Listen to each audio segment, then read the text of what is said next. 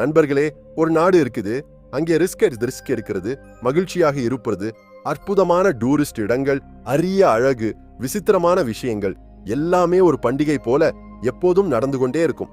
இந்த நாட்டை land of roses என்றும், லேண்ட் ஆஃப் பேர்ட்ஸ் என்றும், லேண்ட் ஆஃப் காஃபி என்றும் அழைக்கிறார்கள்.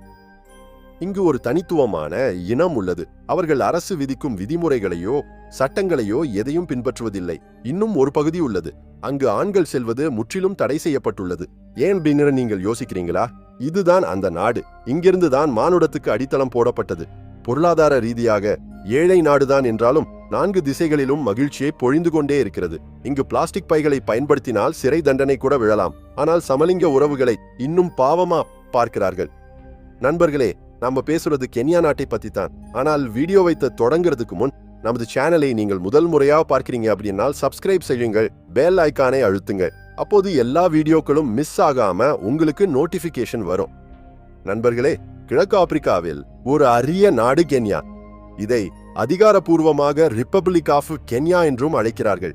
வடக்கு எல்லைகள் தென் சூடான், எத்தியோப்பியாவுடன், கிழக்கு சோமாலியாவுடன், மேற்கு உகாண்டாவுடன், தெற்கு தான்சானியாவுடன் அணைத்துக் கொண்டிருக்கின்றன. கென்யா மக்கள் தொகை சுமார் 5,64,32,000 பேர். மக்கள் தொகையில் உலகில் 26வது இடம். ஆப்பிரிக்காவில் 7வது அதிக மக்கள் தொகை கொண்ட நாடு இது. 5,80,367 சதுர கிலோமீட்டர் பரப்பளவில் பரவியுள்ளது. ஒரு சதுர கிலோமீட்டருக்கு சுமார் 990 பேர் சிரித்தபடி, பாடியபடி, மகிழ்ச்சியுடன் வாழ்க்கை நடத்துவதை பார்க்கலாம். கென்யா இப்போது ஏழை நாடாக அடையாளம் காணப்பட்டாலும் உலகின் மிகவும் மகிழ்ச்சியான நாடுகளில் ஒன்றாக கணக்கிடப்படுகிறது. இங்கு பணக்காரராக இருந்தாலும் ஏழையாக இருந்தாலும் ஒவ்வொருவரின் முகத்திலும் அழகான புன்னகை இருக்கும். தாங்கள் மகிழ்ச்சியா இருப்பது மட்டுமல்ல, மற்றவர்களையும் மகிழ்ச்சிப்படுத்த முயற்சி செய்வார்கள். இங்கு உங்களுக்கு அதிக ஏழைகள் அல்லது அதிக பணக்காரர்கள் மட்டுமே தெரியும். நடுத்தர வர்க்க குடும்பங்களின் எண்ணிக்கை சற்று குறைவுதான். இப்போது சிரிப்பும் மகிழ்ச்சியும் மட்டுமே கேட்டாலும் கென்யா தன் வரலாற்றில் பல துன்பங்களை எதிர்கொண்டது. இந்த நாடு நீண்ட காலம் பிரிட்டிஷ் காலனி ஆட்சியின் பிடியில் சிக்கியிருந்தது. சுமார் 68 ஆண்டுகள் பிரிட்டிஷார் இங்கு ஆட்சி செய்தனர். நீண்ட போராட்டத்துக்கு பிறகு இறுதியாக 12 டிசம்பர் 1963 அன்று இந்த நாடு காலனி பிடியிலிருந்து தன்னை விடுவித்துக் கொண்டது. 1964 கென்யா தன் சொந்த அரசியலமைப்பை உருவாக்கி கொண்டது. இப்போது தன் விருப்பப்படி சுதந்திரமாக வாழ்க்கை நடத்துகிறது. வளர்ச்சி விஷயத்தில் சற்று பின்தங்கியதாக தெரிந்தாலும் 2017 முதல் 2020 வரை தொடர்ச்சியாக 4 ஆண்டுகள் உலக டிராவல் அவார்டால் கௌரவிக்கப்பட்டது. இந்த நாட்டில் சுற்றுலா பயணிகளின் திருவிழா எப்பொழுதும் நடந்து கொண்டே இருக்கும். ஆசியாவை விட ஐரோப்பிய நாடுகளில் இருந்து அதிக பேர் இங்கு வந்து பார்க்க விரும்புகிறார்கள்.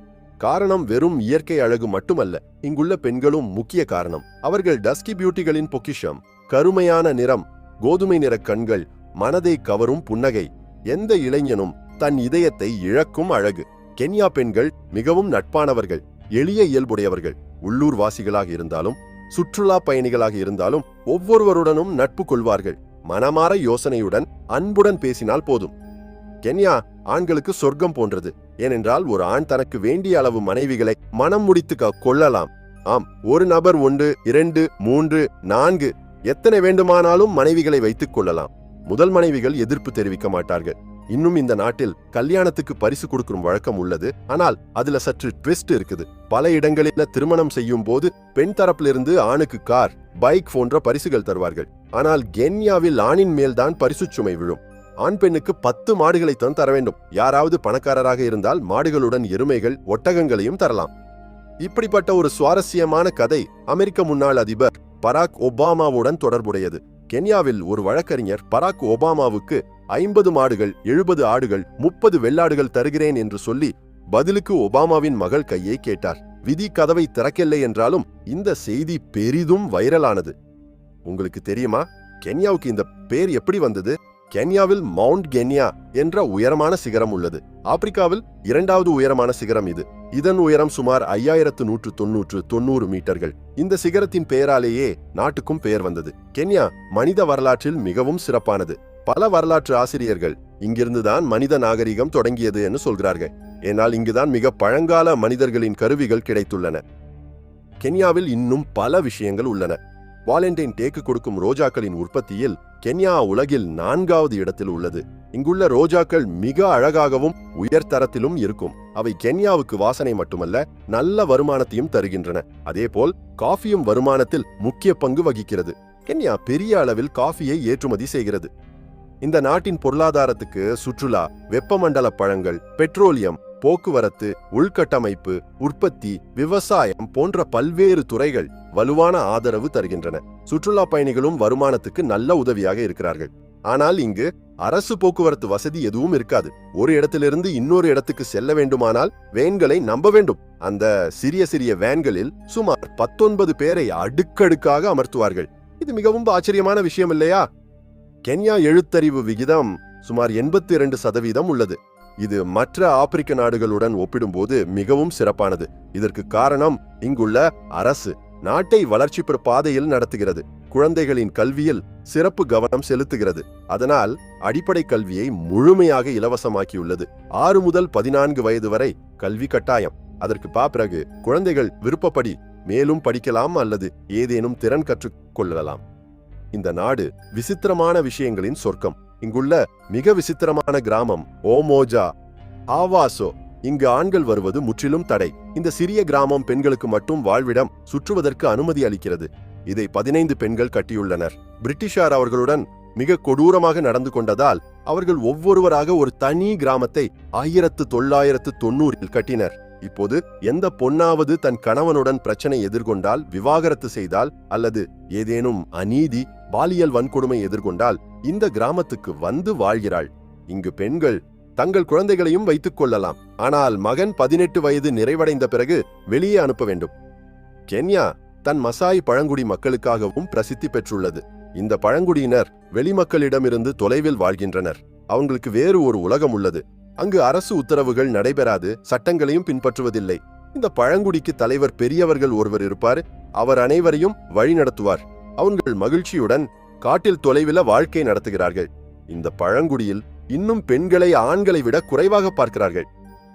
கென்யா மக்கள் சற்று பழைய சிந்தனைகள் கொண்டவர்களாக தெரிகிறார்கள். இதற்கு உயிருள்ள உதாரணம் சமலிங்க உறவுகளை நிராகரிப்பது. கென்யாவில் இன்னும் சமலிங்க உறவுகளை பாவமாக பார்க்கிறார்கள். அதனால் இங்கெங்கும் சமலிங்க ஜோடிகள் தெரியாது. பிளாஸ்டிக் பைகளும் தெரியாது. கென்யா ஏழை நாடாக இருந்தாலும் நாட்டை சுத்தமாக வைத்திருப்பது அவர்களின் இலக்கு. அதனால அரசு பிளாஸ்டிக் பைகளை முழுமையாக தடை செய்துள்ளது. யாராவது தவறாக பிளாஸ்டிக் பை உடன் தெரிந்தால் சிறை தண்டனை விழலாம், பெரிய அபராதமும் விதிக்கலாம். அதனால இங்கு வரும்போது பிளாஸ்டிக் பைகளில் இருந்து தூரமாக இருங்கள். இன்னும் ஹேண்டிங் ஷாக் இருந்தால் அதை வீட்டிலேயே விட்டுவிடுங்க. ஏனென்றால் இங்கு ஹேண்டிங் என்றால் விலங்குகளை கொல்வது சட்டவிரோதம். ஆனால் சஃபாரி மகிழ்ச்சியை மட்டும் அனுபவிக்கலாம். ஆனால் விலங்குகளுக்கு எந்த பாதிப்பும் ஏற்படுத்தக்கூடாது. கென்யாவில் cricket, rally, football, rugby, hockey, boxing போன்ற விளையாட்டுகளில் அதிக ஆர்வம் உள்ளது. ஆனால் உங்களுக்கு இங்குள்ள உணவுகளை பார்த்தால் விளையாட்டுகளை விட அதிகம் பிடிக்கும். ஏனென்றால் கென்யாவில் ஒவ்வொன்றும் அற்புதமான உணவுகளை தயாரித்து தருகிறார்கள். உகாலி, கத், நியாமா, கோமா, சப்பாத்தி, புலாவ், சிக்கன் பிரியாணி போன்ற ருசியான உணவுகள் உங்கள் வயிற்றை மகிழ்ச்சிப்படுத்தும். இங்குள்ள மக்கள் நாளை சாய் சுஸ்கிகளுடன் தொடங்குகிறார்கள். இந்த நாட்டில் காபி உற்பத்தி அதிகம் இருந்தாலும் மக்களுக்கு சாய் மீதே ஆசை. காலை, மாலை, மதியம், இரவு எப்போதும் மூடு வந்தால் குடிப்பதை விரும்புகிறார்கள். சாயுடன் பீர் கூட இங்குள்ள மக்களுக்கு மிகவும் பிடிக்கும். கென்யாவை லேண்ட் ஆஃப் பேர்ட்ஸ் அப்படின்னு அழைக்கிறார்கள். ஏனென்றால் இங்கு 1000க்கும் மேற்பட்ட பறவை இனங்களை பார்க்கலாம். இங்குள்ள மக்கள் பல மூட நம்பிக்கைகள் கொண்டவர்களாக தெரிகிறார்கள். அவர்களில் ஒரு வழக்கம் உள்ளது, மீன்கள் எல்லா கெட்ட கண்களையும் அகற்றும் என்று. அதனால் வீடு கட்டும் போது வீட்டுச் சுவர்களில் மீன் எலும்புகளை சேர்ப்பதை மறக்க மாட்டார்கள். அதனால் வீடு எல்லா கெட்ட சக்திகளிலிருந்தும் பாதுகாப்பு பெறும். வரப்போவது கென்யாவின் அழகுகள் மற்றும் அரிய காட்சிகளுடன் உங்களை அறிமுகப்படுத்துகிறோம். முதலில் மசாய் மாரா. கென்யாவில் மிக பிரசித்தி பெற்ற சஃபாரி இடம் இது. இங்கு எல்லா வகை விலங்குகளையும் பார்க்கலாம். ஆனால் இங்கு வருவதற்கு சிறந்த காலம் ஜூலை அல்லது ஆகஸ்ட் முதல் செப்டம்பர் வரை. இந்த காலத்தில் நூற்றுக்கணக்கான இடம்பெயரும் விலங்குகள் தான்சானியா எல்லையை தாண்டி வருகின்றன. அவற்றில் வைல்ட் பீஸ்ட் உள்ளன. கென்யா தலைநகர் நைரோபிக்கு வடமேற்கு திசையில் ரிஃப்ட் வேலி பரவியுள்ளது. இதன் அழகான ஏரிகள் பறவைகளுக்காக மிக பிரசித்தி. இங்கு சில சமயங்களில் 10 லட்சத்துக்கு மேல் பிளமிங்கோ பறவைகள் ஏரியின் மீது வந்து சேரலாம். இன்னும் பெலிகன் போன்ற பறவைகளின் கூட்டமும் நடக்கும். இது புகைப்படத்துக்கு சிறந்த நேரம். நண்பர்களே, மனம் அமைதி வேண்டுமானால் டயானி பீச்சுக்கு செல்ல வேண்டும்.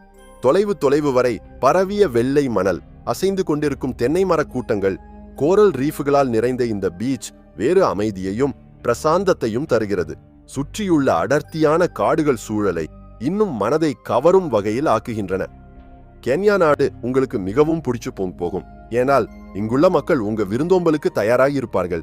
இங்குள்ள அழகான காட்சிகள் உங்க பயணத்தை இனிமையாக்கும். நீங்கள் எப்போது செல்லப்போன் போறீங்கள் அப்படின்பத கமெண்ட் பிரிவில் தவறாமல் சொல்லுங்க.